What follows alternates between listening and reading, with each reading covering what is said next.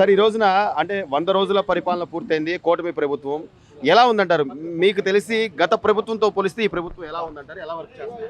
వదిలేయండి. ఇంతకుముందు అసలు ప్రభుత్వం కాదు, అరాచకమైన ప్రభుత్వం ఇంతకుముందు ఉన్నది. గత 5 సంవత్సరాలు కనీసం ఉద్యోగస్తులకు జీతాలు కూడా అప్పులు చేసి జీతాలు కూడా ఇవ్వలేకపోయిన పరిస్థితి ఇంతకుముందు ప్రభుత్వాన్ని. ఇప్పుడు ప్రభుత్వం వచ్చిన తర్వాత శాంతి భద్రతలు ముందు మెయిన్. సక్రమంగా పెన్షన్లు కానీ జీతాలు కానీ టయానికి ఇస్తున్నాడు. చక్కగా ఏదైనా కంప్లైంట్ చేయడానికి వెళ్తే కంప్లైంట్ తీసుకున్నాడు. ఇంతకుముందు ప్రభుత్వం కంప్లైంట్ చేయడానికి వెళ్తే కంప్లైంట్ చేసిన అరెస్ట్ చేసి కేసులు పెట్టారు. అది లా అండ్ ఆర్డర్ అట్లా ఫ్లాప్. జగన్ అసలు ముఖ్యమంత్రే కాదు, ఒక అరాచక శక్తి. కానీ ఈ రోజు ఆయన ఏమంటాడంటే నేనుంటే ప్రజలకు ఇంకా మంచి మేలు చేసేవాడిని. ఈ రోజు చాలా మందికి పథకాలు ఆగిపోయినాయి. ఇప్పుడున్న ప్రభుత్వం కేవలం సూపర్ 6 అని చెప్పి ఏదో మాయ మాటలు చెప్పి వచ్చింది అని చెప్పి ఆయన అంటారు. ఖజానా ఖాళీ చేసి వెళ్తే ఎత్తేస్తారు పథకాలు సూపర్ 6 అని ప్రకటించారండి. ఖజానా ఖాళీ అయింది.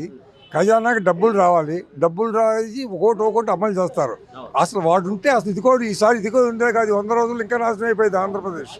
అది కానీ ఏదో నేను వెళ్ళేటప్పటికి 7 లక్షల కోట్లు ఎన్నో ఖజానాలో ఉన్నాయి, నేను మిగులు బడ్జెట్లోనే ఉంచాను అని ఏదో చెప్తున్నాడు సార్ ఆయన. కానీ దానికి సంబంధించిన ఏ రోజు కూడా జీవో కానీ లేకపోతే ఒక ఇది కానీ శ్వేతపత్రం కానీ విడుదల చేయలేదు కదా. ప్రజలు నమ్ముతారా? కేవలం మాట చెప్తే. అబద్ధాలు మాట్లాడే వ్యక్తి నెంబర్ 1 ఇండియాలో ఆంధ్రప్రదేశ్లో జగన్. వాడు చెప్పింది చేయడు, చేసింది చెప్పడు. అది మరి ఈరోజు అలాంటి వ్యక్తి 11 సంవత్సరాలుగా ఇన్ని ఈడీ కేసులు సిబిఐ కేసులు పెట్టుకుని ఎలా సార్ బయట ఉండగలుగుతున్నారు? డబ్బులు ఉండాలి, డబ్బులే నడిపిస్తాను దాన్ని. డబ్బులు ఇచ్చి మేనేజ్ చేస్తారు అన్ని చోట్ల. వ్యవస్థను మేనేజ్ చేస్తున్నారు డబ్బులు ఇచ్చి. అది అంటే కోర్టులు న్యాయమూర్తులు ఇక్కడ వ్యవస్థలను అంటే న్యాయమూర్త పలానా జడ్జి పలానా పేరు కాదు, వ్యవస్థను డబ్బులను మెయింటైన్ చేస్తున్నాడు. దౌర్భాగ్య రాజ్యాంగాన్ని మెయింటైన్ చేస్తున్నాడు డబ్బులు పెట్టి. మరి ఇదే అంశంలో ఈ రోజున హిందువుల ఇన్ని కోట్ల మంది భక్తుల మనోభావాలకు సంబంధించిన లడ్డూ వివాదం కూడా దానిలో కల్తీ జరిగిందని రాష్ట్ర ముఖ్యమంత్రి ఆధారాలు లేకుండా చెప్పడం. అలాంటి వ్యక్తి చెప్పిన తర్వాత దీని మీద పూర్తి ఆధారాలు లేకుండా మీరు ఎలా చెప్తారని సుప్రీంకోర్టు ప్రశ్నిస్తే దాన్ని వాళ్ళకు అనుకూలంగా మలుచుకుని మాట్లాడుతున్నారు. ఎలా చూడాలి ఇది? ఏమండి, మనోభావాలు అంశమా లేకపోతే అసలు సుప్రీంకోర్టుకి లడ్డూ విషయానికి సంబంధం లేదు. నువ్వు వెళ్ళినా సుప్రీంకోర్టు కేసు తీసుకొని ఉంది.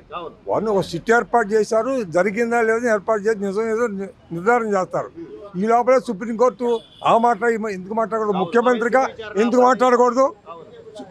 సుప్రీంకోర్టు ముఖ్యమంత్రిగా లడ్డు కల్తీ జరిగిందని కంప్లైంట్ వచ్చింది, దాని మీద యాత్ర ఎందుకు మాట్లాడకూడదు? అది ఆయన ఎందుకు మాట్లాడారు సుప్రీంకోర్టు జడ్జి గారు? సో ఇదే అంశంలో అంటే మీరన్నట్టుగా భక్తుల మనోభావాలకు సంబంధించిన అంశం గతంలో ఎన్నో వీడియోలు బయటకు వచ్చినాయి. అన్నప్రసాదాల దగ్గర ఇది అసలు అన్నమా, మీరు పురుగులు పడిపోతారా అని చెప్పి వీడియోలు కానీ అన్ని పేపర్లు వచ్చినాయి, వీడియోలు వచ్చి చూసాం కదండి. కనీసం దీనిలో సిట్టు తర్వాత న్యాయం జరుగుతుందంటారా ఇంతమంది భక్తులకు సంబంధించి? 100% చక్కటి ఆహారం పెడతారు, చక్కటి వాళ్ళ లడ్డు ఉంది. ఆ రోజుకి ఈ రోజుకి చాలా తేడా వచ్చింది. తిరుపతిలో చాలా పరిపాలన, చాలా అడ్మినిస్ట్రేషన్, భక్తుల దర్శనాలు అన్ని బాగా సవ్యంగా జరుగుతున్నాయి. మార్పు ఉంది. మీరేమంటారు సార్, ఎలా ఉంది ఈ 100 రోజుల పరిపాలనకు సంబంధించి? పరిపాలన చాలా బాగుందండి. పోయిన గవర్నమెంట్ కన్నా ఈ వ్యవస్థల్ని మొత్తం కూడా ఒక దారికి తీసుకొస్తూ ఉన్నాడు చంద్రబాబు నాయుడు. ఈ ఆంధ్రప్రదేశ్ను కూడా ఈ గవర్నమెంట్ రేపు పొద్దున కూడా నెంబర్ 1 స్థానంలో నిలబెట్టడానికి కూడా చంద్రబాబు నాయుడు కృషి చేస్తాడు. ధీటైన వ్యక్తి అతను. ఏంటంటే వ్యవస్థల్ని మొత్తం నాశనం చేసేసి ఎక్కడ ఏమీ లేకుండా చేసేసి దౌర్భాగ్య పరిపాలన చేశాడు జగన్మోహన్ రెడ్డి. కానీ ప్రకృతి విపత్తుకు మొన్న జరిగిన ఈ విజయవాడ వరదకు సంబంధించి కానీ ఎంతో కష్టపడి ఆయన పనిచేస్తే కేవలం నీ ఇల్లు కాపాడుకోవడానికి అక్కడ గేట్లు ఎత్తావు అది ఇది అని చెప్పి ఈరోజు జగన్మోహన్ రెడ్డి గారు మాట్లాడటం, ఢిల్లీ వెళ్ళి రాష్ట్రపతి పాలన కావాలంటాం. అంటే కనీసం ఆయన ఆలోచించడా సార్? అసలు దాని దౌర్భాగ్య పరిస్థితి వైసీపీ నాయకురాలు మేయర్ అక్కడ అటెండ్ కాలేదు. అంత దౌర్భాగ్యం ఇంకెక్కడ లేదు, భారతదేశంలో కూడా కాదు. భారతదేశంలో ఏ ముఖ్యమంత్రి చేయని పనులు కూడా చంద్రబాబు నాయుడు వరద బాధితుల కోసం రేయంబోలు కష్టపడ్డాడు.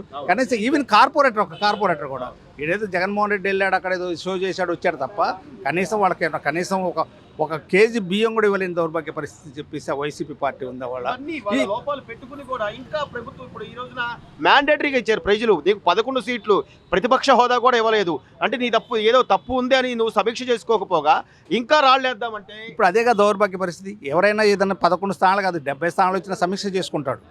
ఇతనికి ఆ పార్టీకి ఆ పరిస్థితి లేదు. అక్కడ ఏదో నా దగ్గర డబ్బు ఉంది, నడిపిస్తాను, వ్యవస్థను మెయింటైన్ చేస్తాను, అలా చేస్తున్నాడు తప్ప కనీసం నాకు ఇలాంటి విపత్కర పరిస్థితి జరిగింది, ఇంత మ్యాండేట్ ఇచ్చారు, దీని గురించి నేను చేసుకోలేకపోతున్నాను అవును. అనే పరిస్థితి లేదు. సో ఈ రోజు లడ్డు వివాదం సార్, తిరుమల పవిత్రమైనటువంటి ప్రతి భక్తుడు కూడా దాన్ని చాలా పవిత్రంగా భావిస్తాడు ఆ ప్రసాదాన్ని. ఇది భక్తుల మనోభావాలకు సంబంధించిన అంశం అంటారా, లేకపోతే కోర్టులో ఈ రోజున మీరు దానికి సంబంధించిన ఆధారాలు ఇవ్వండి, లేకపోతే ప్రూఫ్లు చూపించండి అంటున్నారు? మనోభావాలు దెబ్బతిన్నాయి సార్. కల్తీ జరిగిపోయింది అక్కడ. రెండోది ఏంటంటే అక్కడ జడ్జి గారి వాళ్ళు ఉన్న జడ్జి గారి స్టేట్మెంట్ ఇచ్చింది ఎవరు? అతనికి ఇంతకుముందు కేసులు వాదించిన అతనే ఈరోజు ఆ జడ్జిమెంట్ ఇచ్చాడు. ఇది ఎందుకంటే రేపు పొద్దున రేపు పబ్లిక్లో జనంలో బయటకు వస్తుంది. ఆ పార్టీ కూడా నెక్స్ట్ వచ్చేసరికి ఆ పార్టీ మిగలదండి ఇక్కడ. సో దీనిలో న్యాయం జరుగుతుంటారా? న్యాయం 100% జరుగుతుంది. ఇన్ని కోట్ల మంది హిందువుల మనోభావాలు 100% మీకు న్యాయం జరుగుతూ ఉంది.